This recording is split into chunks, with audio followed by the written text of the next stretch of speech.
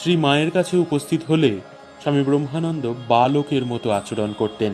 ওইভাবে নিজেকে যেন ভুলিয়ে রেখে কোনো রকমে ভাব চেপে রাখার চেষ্টা করতেন। স্বামী বাসুদেবানন্দ কথিত মহারাজের এই রকম আচরণ একটি দৃষ্টান্ত এখানে উল্লেখ করা যেতে পারে। শ্রী মা তখন জয়রামবাটি থেকে কলকাতায় এসেছেন। সেই সময় একদিন সকালে স্বামী ব্রহ্মানন্দ উদ্বোধনের বাড়িতে এসে ছেলে মানুষের ঢঙে শ্রী মায়ের পায়ে হাত দিয়ে প্রণাম করে জিজ্ঞাসা করেন, মা কেমন আছেন? তখন শ্রী মায়ের মাথার কাপড় টানা, কিন্তু ঘোমটা ছিল না। তিনি বলেন, বাবা পায়ে বাতের ব্যথা, বড় কষ্ট পাচ্ছি, একটু একটু জ্বরও হয়। মহারাজ মায়ের কথা শুনছেন আর চঞ্চল বালকের মতো এদিক ওদিক তাকাচ্ছেন, যেন ছবিগুলি দেখছেন। মা, আপনাকে আমি হোমিওপ্যাথি ওষুধ দেব। আমি হোমিওপ্যাথির বই অনেক পড়েছি, ওষুধও আমার কাছে আছে, আপনাকে দেব, ভালো হয়ে যাবেন।